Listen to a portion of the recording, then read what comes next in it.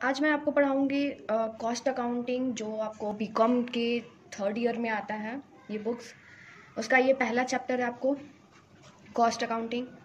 इसके बारे में मैं आपको आज इसका डेफिनेशंस किस किस तरह से किसने इंस्टीट्यूट के द्वारा जो डिफिनीशन दिया गया उसको वो क्या कौन सा डिफिनीशन है उसके कैसे डिफ़ाइन किया है, इसके एडवांटेजेज आज हम लोग पढ़ेंगे, कुछ कैरेक्टरिस्टिक्स भी पढ़ेंगे और इसमें जो कुछ क्लासिफिकेशंस होंगे और इसके कुछ एलिमेंट्स पढ़ेंगे कॉस्ट अकाउंटिंग के। ठीक है, अगर वीडियो पसंद आएगी तो please like subscribe and share with your friend. ठीक है, and I am going to start my this topics cost accounting. इसका डेफिनेशन देखिए आप पहले। Cost accounting is a branch of accounting, it is younger than financial accounting. ठीक है, cost accounting भी branch of accounting का ही ब्रांच है, लेकिन it is younger than financial accounting and has developed because financial accounting alone could not serve all the purpose of modern business. मतलब कि जैसे ये फाइनेंशियल अकाउंटिंग का ही अकाउंटिंग का ही ब्रांच है, कॉस्ट अकाउंटिंग भी, फाइनेंशियल अकाउंटिंग भी अकाउंटिंग का ही ब्रांच होता है, लेकिन जो कॉस्ट अकाउंटिंग है फाइनेंशियल अकाउंटिंग से थोड़ा सा यंगर होता है। ठीक है, बिकॉज इसको इसलिए रखा गया है बिकॉज फाइनेंशियल अकाउंटिंग अकेले सारे बिजनेस के सारे जो प्रॉब्लम्स होते हैं, सारे जो कुछ सूचियाँ बनाई जाती हैं, कुछ देख रेख जो करते हैं कंपनी में, वो सारे एक साथ कंप्लीट नहीं कर सकता था। तो इसने फाइनेंशियल अकाउंटिंग ने अपने साथ कॉस्ट अकाउंटिंग को भी इंक्लूड कर लिया ताकि बिजनेस में ज़्यादा उसको सपोर्ट मिल सके। ठीक है, what will be occurring of the management of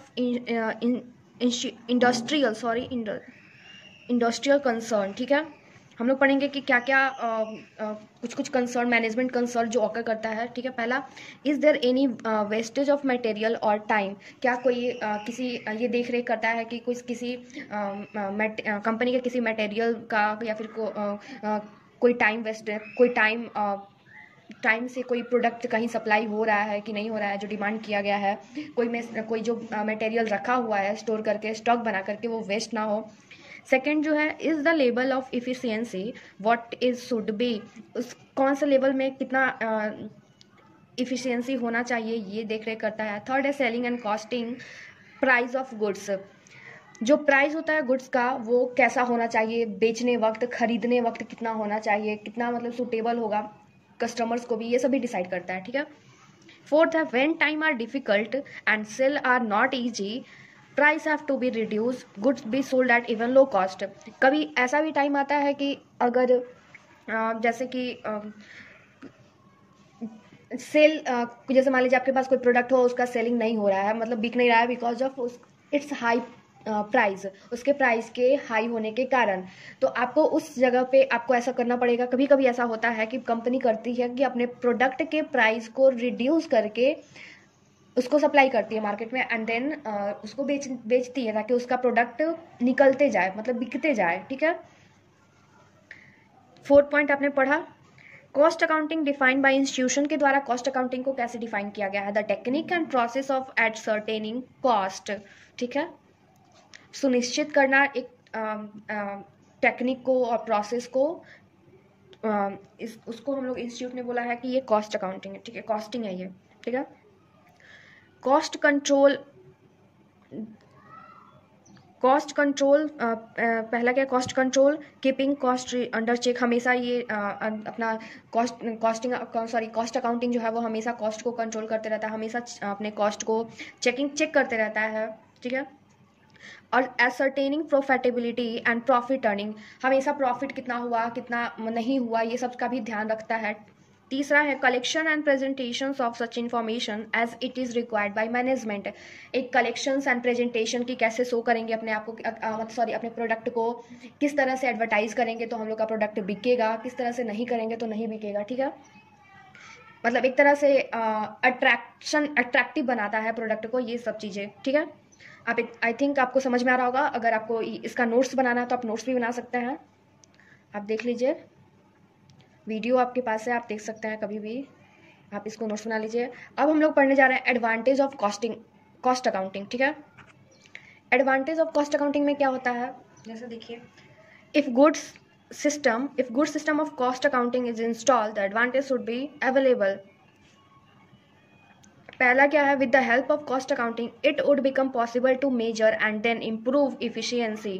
this is done by compare cost in one period with those in another period और cost of one firm with another.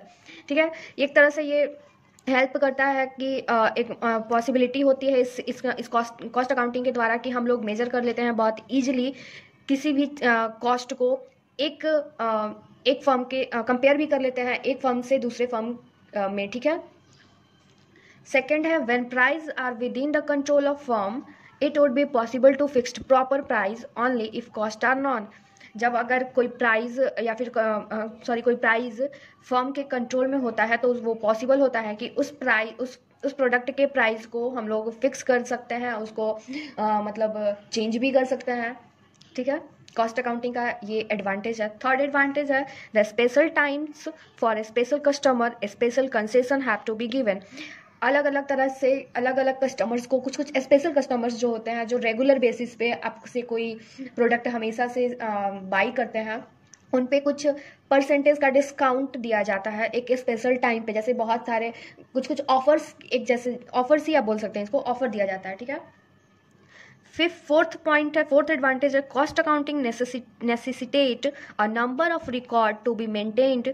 Good deals of information is automatically available. ठीक है, I think आपको समझ में आ रहा होगा. आप इसका नोट्स भी तैयार बना सकते हैं बहुत ईजिली. आपके लिए नोट्स अवेलेबल मैं कर दे रही हूँ.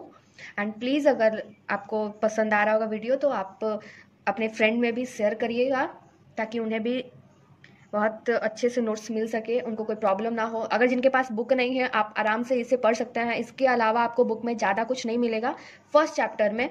बाकी के चैप्टर्स भी मैं चैप्टर्स के वीडियो भी मैं आपको अपलोड कर दूंगी, आप यहाँ से देख सकते हैं मेरे चैनल पे. ठीक है, आगे में हम पढ़ेंगे इसके कुछ इसका 5 और 6 भी एडवांटेज है कुछ कॉस्ट अकाउंटिंग का. 5th नंबर पढ़ लेते हैं पहले.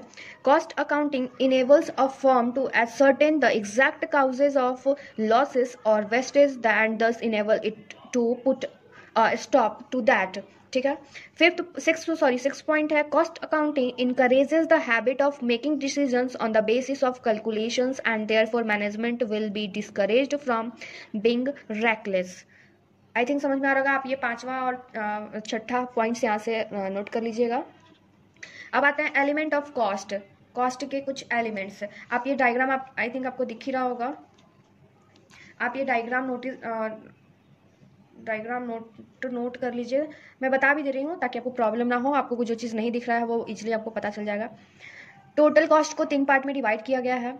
First material, second labour and third expenses. ठीक है, मटेरियल को भी 2 पार्ट में डिवाइड किया गया है, लेबर को भी 2 पार्ट में डिवाइड किया गया है, एंड एक्सपेंसेस को भी 2 पार्ट्स में डिवाइड किया गया है. मटेरियल्स को डायरेक्ट एंड इनडायरेक्ट, लेबर को भी same direct and indirect, expenses को भी सेम इनडायरेक्ट और डायरेक्ट. ठीक है. अब जो आपको एक्सपेंसेस का जो इनडायरेक्ट है इसे भी 3 पार्ट्स में डिवाइड किया गया है.